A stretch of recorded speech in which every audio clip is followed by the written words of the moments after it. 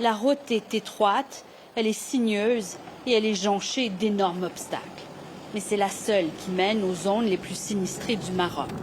Nous sommes à plus de 2000 mètres d'altitude sur les sommets arides du Haut-Atlas. Très difficile, c'est très risqué. 40 cm de largeur, c'est grave.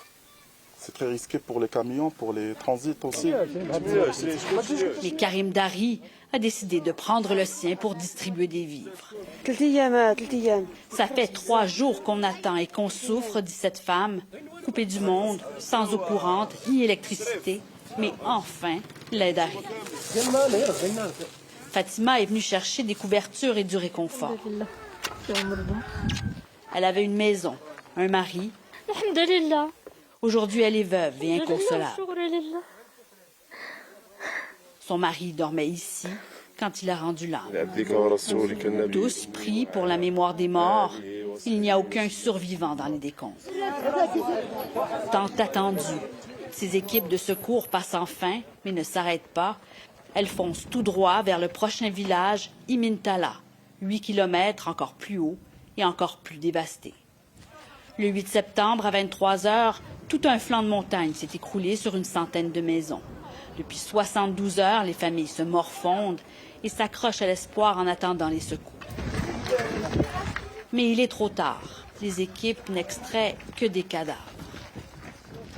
À chaque drame, on a toujours des leçons à tirer. Alors je pense qu'il faut vraiment penser à la vraie structure de ces villages. Du coup, je pense que le gouvernement, que ce soit notre gouvernement, nos architectes, toute la structure, elle doit changer, elle doit penser à faire mieux.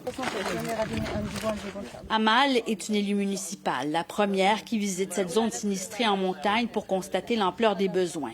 Elle croise un homme, Walid, qui a perdu son fils. Il venait d'avoir 5 ans. Devant autant de douleur, on lui a demandé pourquoi le Maroc tarde à ouvrir la porte à l'aide internationale. Il y a les Espagnols, les Émirats arabes, l'Arabie saoudite. Je pense que dans des moments pareils, il ne faut jamais faire l'amalgame et il ne faut jamais jouer sur les sentiments des Marocains endeuillés. Je parle de la France publiquement. Parce que c'est la France qui a dit comme quoi nous on refuse. On ne refuse pas, on a le droit de remercier. Mais vous voyez la solidarité marocaine, je pense qu'elle est plus forte et plus voyante que les autres. Mais la preuve, elle est suffisante. Mais pour combien de temps? Des villages entiers sont rayés de la carte. Des dizaines de milliers sont sans abri. Ils n'ont rien. Il n'y a pas d'eau, il n'y a pas d'électricité, il n'y a pas de lait pour les enfants, il y a des bébés partout. Franchement, sans commentaire. À chaque tournant, il y a beaucoup de courage, mais tellement de souffrance. Ici Tamara Alterescu, Radio-Canada, à Imintala, au Maroc.